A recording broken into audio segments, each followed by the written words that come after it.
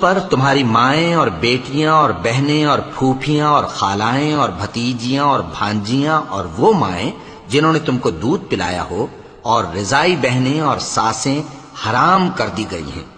اور جن عورتوں سے تم خلوت کر چکے ہو ان کی لڑکیاں جنہیں تم پرورش کرتے ہو وہ بھی تم پر حرام ہیں۔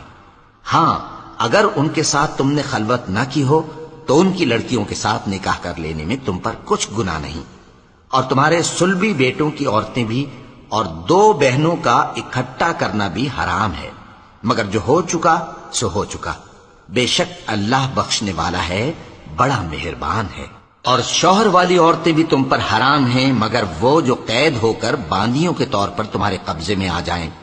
یہ حکم اللہ نے تم کو لکھ دیا ہے، اور ان محرمات کے سوا دوسری عورتیں تم کو حلال ہیں، اس طرح سے کہ مال خرچ کر کے ان سے نکاح کر لو، بشرطے کہ نکاح سے مقصود عفت قائم رکھنا ہو نہ کہ شہوت پرستی۔ تو جن عورتوں سے تم لطف اندوز ہوئے ان کا مہر جو مقرر کیا ہو ادا کر دو،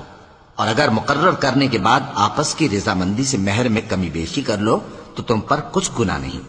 بے شک اللہ سب کچھ جاننے والا ہے، حکمت والا ہے۔ اور جو شخص تم میں سے مومن آزاد عورتوں سے نکاح کرنے کا مقدور نہ رکھے تو مومن باندیوں ہی سے جو تمہارے قبضے میں آ گئی ہوں نکاح کر لے، اور اللہ تمہارے ایمان کو اچھی طرح جانتا ہے۔ تم آپس میں ایک دوسرے کے ہم جنس ہو، پھر ان لونڈیوں کے ساتھ ان کے مالکوں سے اجازت حاصل کر کے نکاح کر لو، اور دستور کے مطابق ان کا مہر بھی ادا کر دو، بشرطے کہ وہ پاک دامن ہوں،